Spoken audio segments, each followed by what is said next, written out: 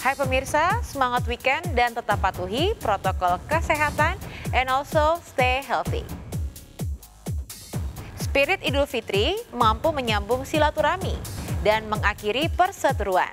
Tapi musuh Medina Zain justru bertambah pasca Lebaran.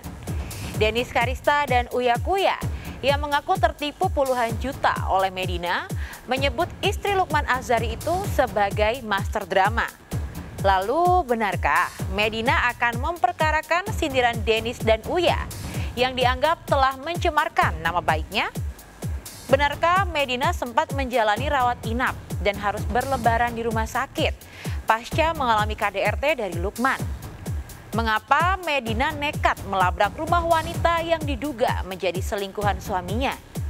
Jika rumah tangga Medina dan Lukman terancam karam, pernikahan Fairuz Arafiq dan Sony Septian justru semakin harmonis. Pahitnya pernikahan pertama dengan Galih Ginanjar membuat Fairuz berusaha menjaga keutuhan rumah tangganya dengan Sony. Tapi mengapa setelah 7 tahun bercerai, Fairuz enggan menyambung bersilaturahmi dengan Galih, sekalipun demi King Fahz, putra mereka? Bersama saya, Maria Andromeda, kita akan mengulas konflik tak berujung yang dialami Medina Zain dan Fairuz Arafiq. Pemirsa, inilah berita artis ternama, Barista.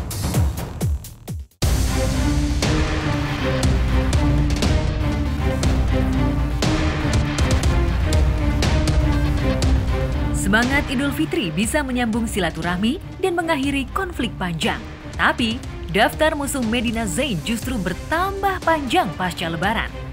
Belum usai kasus hukumnya dengan selebgram Marissa Icha dan Uci Flodea, Medina harus berhadapan dengan Dennis Kariesta dan Uya Kuya.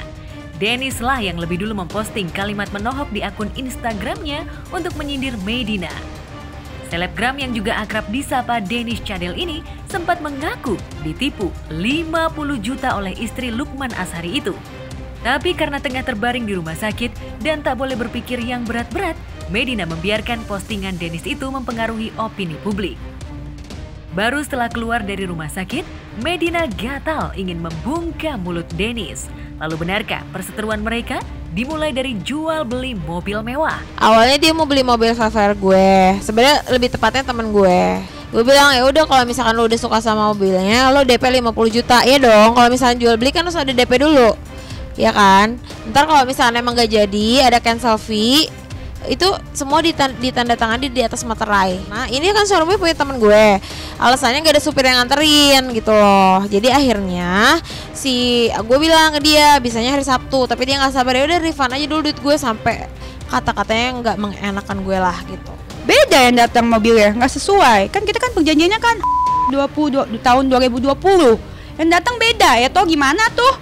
Awalnya saya bicara baik-baik sampai akhirnya dia memberikan saya RTGS palsu. Ngamuk lah, udah mobilnya datangnya beda gitu, dibilangnya RTGS palsu, siapa yang nggak marah? Dia kan muter balikin fakta ke orang-orang. Kalau misalkan yang kita yang batalin mobil ya, padahal dia yang batalin mobilnya. Kita ngomong berdasarkan bukti ya. Itu sebenarnya kalau dia kemarin balikin duit aku terus dia minta maaf, sebenarnya belum tentu aku marah-marah juga sih, tapi pasti marah-marah juga sih. Karena udah enek aku tuh orangnya tuh ya, kalau hitam ya putih-putih, nggak ada abu-abu, suka ya suka, enggak ya enggak gitu.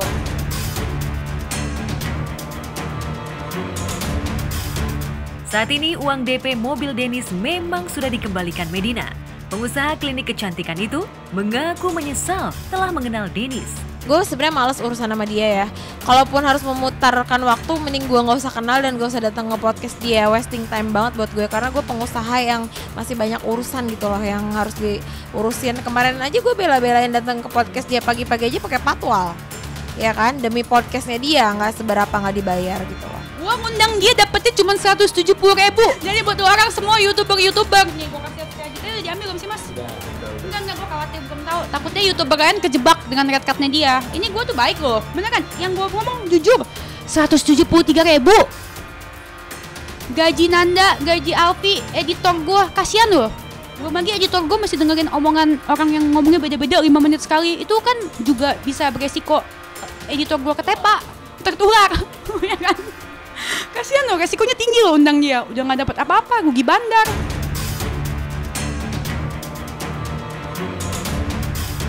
Soal ribut-ribut dengan sesama pesohor, Dennis dan Medina memang cukup berpengalaman. Faktanya, Dennis pernah ribut besar dengan Dewi Persik, Awkarin, hingga Astrid istri Uya Kuya. Hanya saja, perseteruan Dennis dengan sejumlah selebriti itu tak sampai menggelinding ke kantor polisi. Berbeda dengan Medina yang kenyang menghadapi sejumlah selebriti di matras hukum. Tapi mengapa Medina merasa gelar public enemy lebih banyak disematkan kepada Dennis? Ya who knows lah dia public enemy kan. Dia tuh kan sering video call gue banget, kepo banget sama kehidupan pribadi gue. Gue tuh sekarang gak suka semua yang gue curhatin diposting sama dia, gitu loh. Jadi di sini pelajaran buat gue buat hati-hati milih orang yang baru kenal. Yang tadi balik lagi dia mau jual mobil dia yang Mercy. Ternyata ketika dicek sama teman gue sama showroom itu Mercy-nya masih cicilan 31 kali dan ada terlambat gitu. Ya udah, akhirnya gue bilang kayaknya nggak bisa. Kalau misalkan emang belum mampu buat beli mobil lebih baik pakai aja dulu mobil yang cicilannya sekarang dan jangan lupa bayar cicilannya. Modus yang terbaru ada jual beli mobil sama yang terjadi di gue sama si Uya. Nah di gue sih udah lunas, tapi di Uya belum lunas. Kemarin kan gue bilang kan, kalau misalkan si Medina bayar utang gue akan stop keluar. Gue udah ngomong gitu, gue ngomong kalau Medina bayar utang gue akan stop keluar. Tapi bohong. Seolah mengklaim bahwa dirinya tak pernah cari gara-gara, tapi nyatanya dalam waktu bersamaan yang merasa dirugikan oleh Medina bukan cuma Dennis Karyesta. Presenter Uya Kuya juga mengaku kapok berbisnis dengan Medina. Awalnya, Medina menjanjikan akan mengantar beberapa mobil untuk dipilih Uya dengan syarat DP mobilnya dibayar di muka. Tapi setelah DP mobil dibayar, mobil yang dijanjikan tak kunjung datang. Kesal papanya dikecewakan Medina, Cinta Kuya pun ikut menyindir pengusaha bernama asli Medina Susiani itu. Kok bisa ya katanya artis dan katanya pengusaha tapi nipu? Harusnya dapat award nih kalau pas ada award event. Award apa ya kira-kira? Si Uya pun diancam-ancam sama dia. Katanya, gua laporin UU ITE apa segala macam. Karena kan Uya sekarang mulai keluar-keluar ya. Karena dari kemarin tuh si Uya tuh sabar-sabar mulu. Gue udah bilang, orang kayak gitu gak mesti disabarin. Lu mesti getak, bukan getak ya. Lu mesti menyuarakan apa yang harusnya jadi hak lu. Sindiran cinta tentu tanpa alasan. Pasalnya Medina sempat disebut bukan pengusaha kaleng-kaleng. Setidaknya tahun 2018, ia masuk dalam jajaran 40 pengusaha wanita Indonesia tersukses. Tapi bagi Cinta, gelar prestisius Medina itu tak tergambar dari perbuatan Medina. Cinta bahkan menambah sindiran soal mobil dengan kalimat berbahasa Inggris campur-campur. We are never cancel the car. Ngakunya mobil punya sendiri, ternyata punya showroom. Sampai disuruh bohong dong showroomnya. Saya dan Uya Kuya tidak pernah cancel mobilnya, tapi dia sendiri yang nipu. Mobilnya tak pernah ada alias fiktif. Dan mobil yang dijual ke Uya Kuya yang dia bilang itu adalah mobil dari Medinanya sendiri, itu bukan mobil Medina. Medina tuh udah gak punya apa-apa. Lukman aja udah gak mau sama dia. Yang katanya dia bilang di story, gue kaya raya, apa banyak prestasi. Prestasinya dia cuma satu, nipu. Dan kalau misalkan dia bilang dia gak bisa dipenjara karena penyakitnya itu, ya dia harus di RSJ, harus diisolasi. Karena dia merugikan masyarakat banyak. Lantas, bagaimana Medina menanggapi sindiran pedas Cinta dan Uya?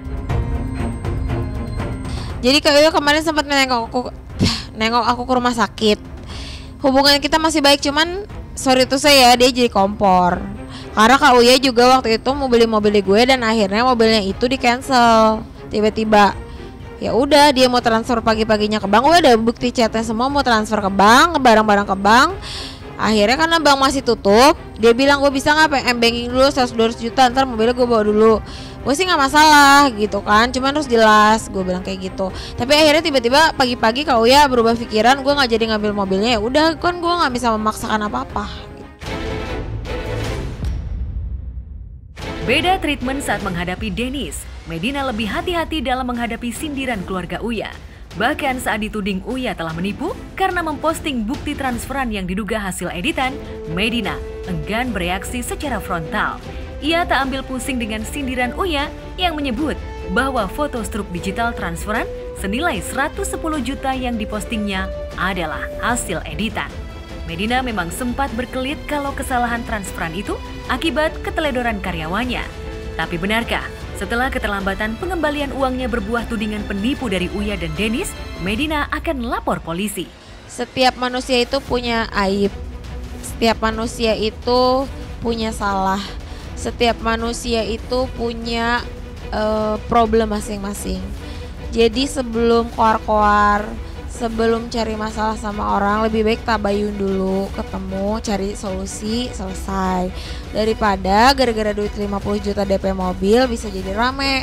Menurut saya dia juga bukan bipolar. Bipolar itu nggak ada yang nipu. Mana ada seorang bipolar nipu? Artis siapa yang bipolar? Banyak kan Marsyanda bipolar. Ya mohon maaf tapi nggak apa-apa bipolar. Menurut saya juga nggak apa-apa. Iya kan? Marsyanda. Tapi apa Marsyanda nipu? Enggak kan? Dia doang. Gitu. Jadi dia menggunakan alasan itu. Menggunakan alasan bipolarnya itu sebagai supaya nggak ditangkap kali gitu loh. Kepiawaian Medina dalam mengembalikan tudingan seterunya justru membuat cinta Kuya semakin kesal dengan pengusaha yang memiliki 1 juta lebih followers Instagram itu. Lagi-lagi, cinta menyindir Medina. Dear Tante Medina Zain, semoga cepat sembuh ya dari semua sakitnya, mulai dari penyakit badan dan perbuatannya. Untuk kalian di luar sana yang merasa haknya seperti tadi gue bilang, yang merasa dihutangin atau apa segala macam, kalian harus menyuarakan suara kalian. Lapor aja ke polisi. Polisi kan adalah sahabat kita untuk melindungi negara, untuk melindungi masyarakat. Lapor aja, nggak apa-apa. Ya namanya juga public figure ya. Aku artis apa bukan, bingung. Ya namanya juga orang yang disorot media ya. Apapun nafas juga dijadiin berita gitu. Aku mah santai aja lah selama hidup aku nggak ngerugiin orang, selama hidup aku lempeng-lempeng aja. It's okay.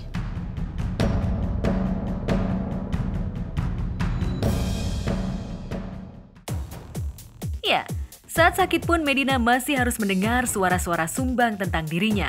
Lalu benarkah Medina sempat kritis dan harus berlebaran di rumah sakit pasca mengalami KDRT dari Lukman Azhari? Mengapa konflik Fairuz Arafik dengan Gali Ginanjar seolah tak berujung?